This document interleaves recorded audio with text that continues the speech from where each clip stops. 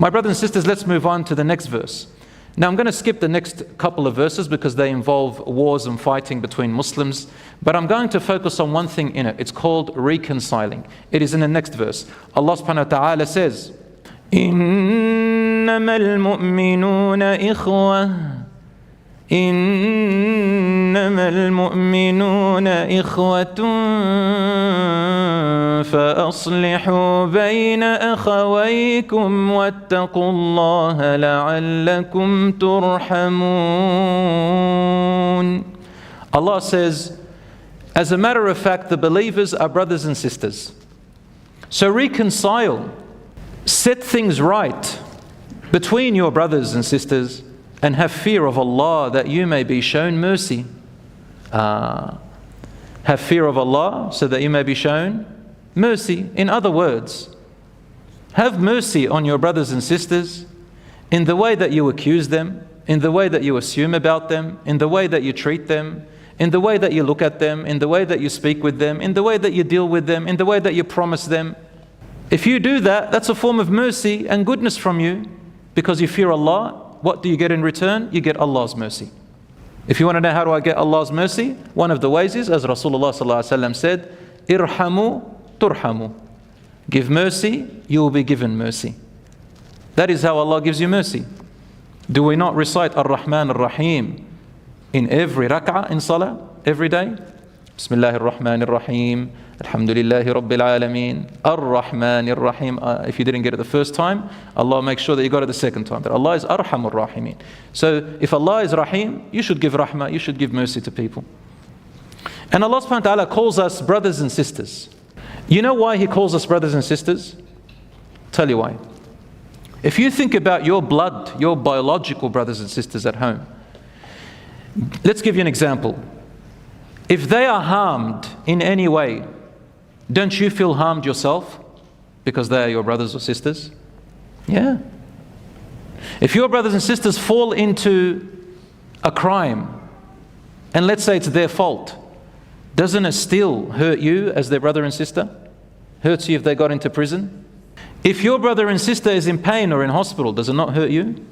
Your blood brother and sister. And another thing, if you heard someone talk about your brother and sister, isn't it as if they talked about you?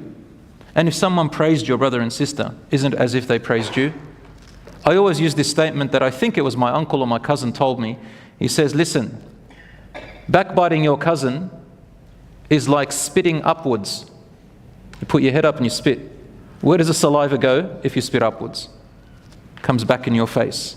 So family to one another are invested. Whatever happens to them is going to happen to you, or is going to hurt you. So Allah wanted to use that and says to us, all of you Muslims, all of you believers are brothers and sisters. What hurts your brother and sister in Islam hurts you. Backbiting them is like they backbite you. You defend them, you stand up for them. And if they do wrong, what do? What does a brother and sister do if they saw their brother and sister doing wrong things? What do you do? What do you do? What does a Muslim do? What does Allah subhanahu wa ta'ala order us to do? What does the Prophet sallallahu alaihi wasallam order us to do? Sallallahu alaihi wasallam said, if you see your brother or sister doing something wrong, you have to change it. Right. مَنْ رَأَى مِنْكُمْ مُنْكَرًا فَلْيُغَيِّرْهُ. Whoever of you sees a wrongdoing should change it. Correct, ya akhi. And there is another hadith which is even more specific, which says, "Unsur akhaka zaliman aw madhluman." Assist and support your brother or sister, whether they are the ones in the wrong or whether they are the ones in the right. They said, Ya Rasulullah, how do we support them when they are in the wrong? What do you mean in the wrong? Do we go and help them bash that guy while they're in the wrong? Rasulullah said, no, by stopping him or her from continuing in their wrong. That is what a brother and sister does. You stop them from continuing in their cheating, continuing in their lying, continuing in their betrayals, continuing in their harm of others, wrongfully, yani. You stop them. This is how you help your brother and sister. You save them from the fire, you save them from harm. So my brothers and sisters, this is what Allah subhanahu wa ta'ala says. Then Allah says, so set things right between your brothers. What does that mean? Aslihu. Aslihu means to fix. It's the opposite of, salah is the opposite of fasad. Fasad means to break and corrupt. Islah, fix. Fasad, break and corrupt. And these are the two vices in the Quran. Allah says Allah loves the muslihun, those who fix, and He dislikes the mufsidun, those who break and corrupt. So if you are brothers and sisters and you have a problem with your brother and sister, or you have a problem with another Muslim, what do?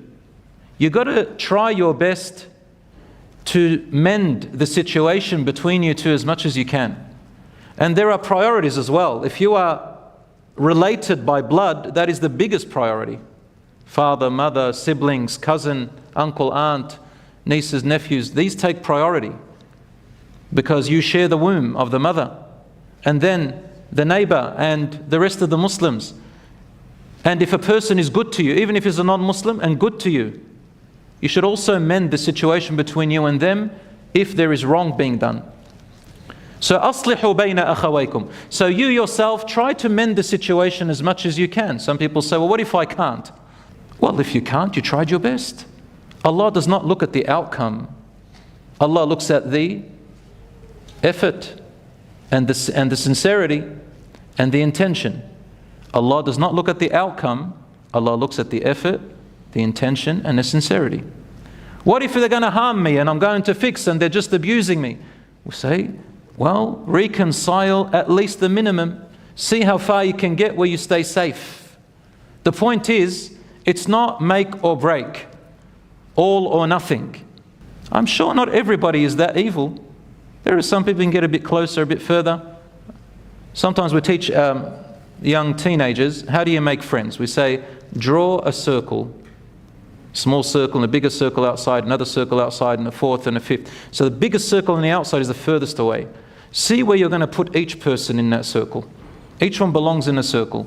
And decide how close you will interact. Who will you tell the secrets to? Who will you not? Which ones do you get close to? How far would you get close to them?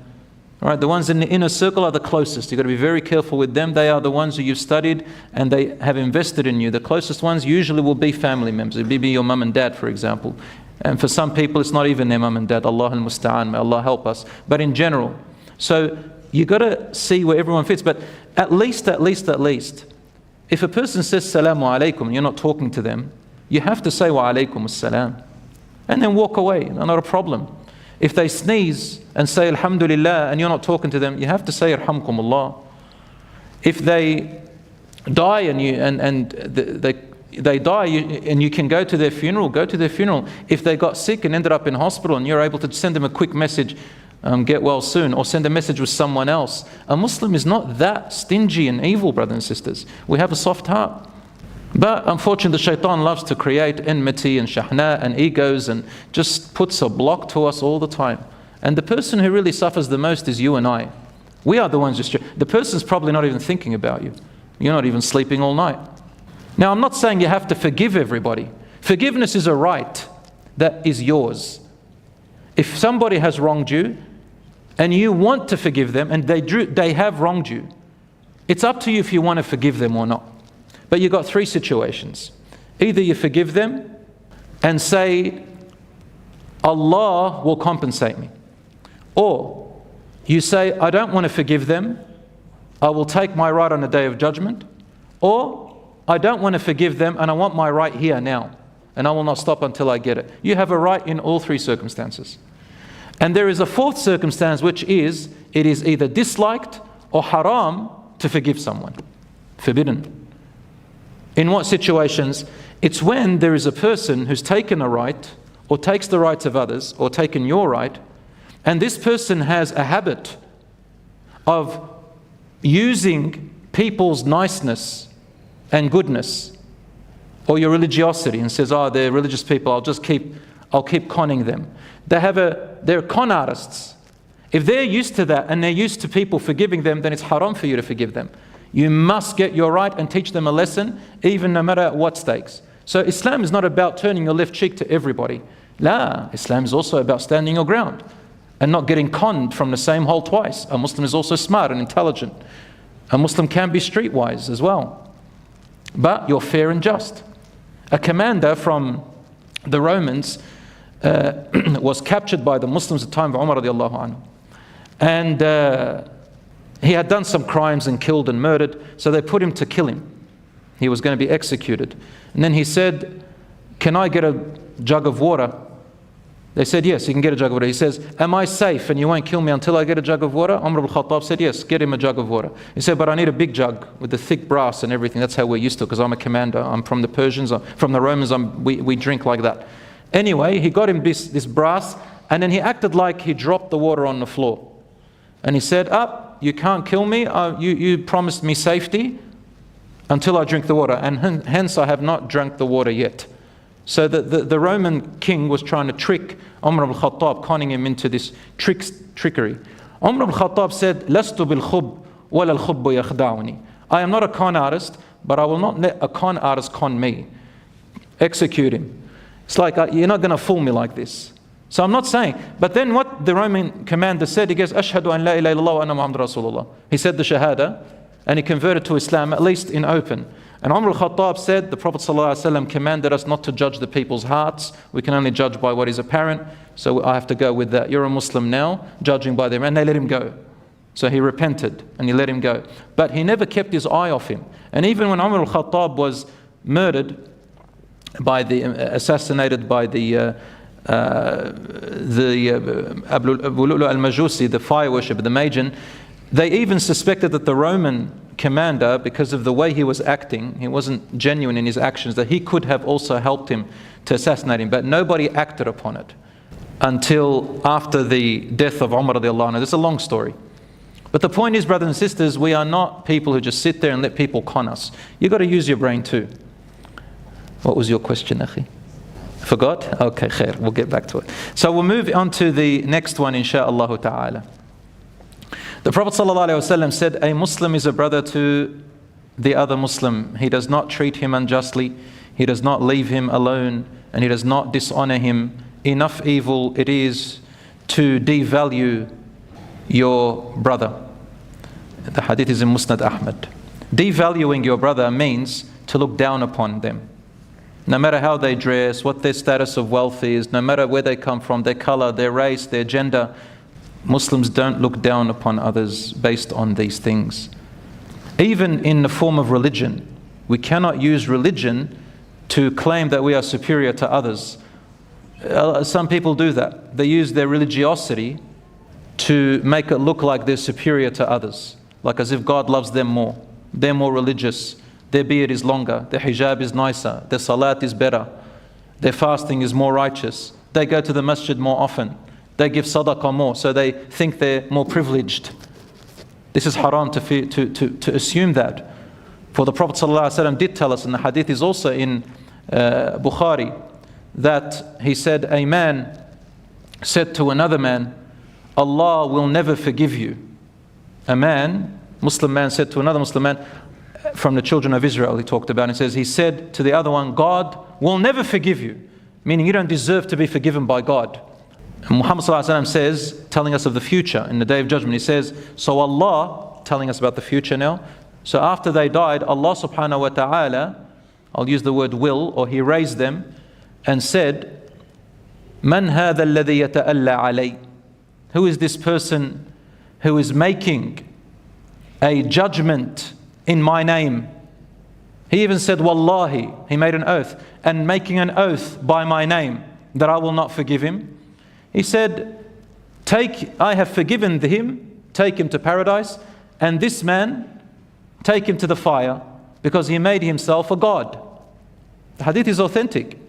So we cannot, even in religiosity, Allah says in the Quran, in Surah Al-Qamar, فَلَا تُزَكُّوا أَنفُسَكُمْ فَلَا تُزَكُّوا أَنفُسَكُمْ هُوَ أَعْلَمُ بِمَنِ اتَّقَى.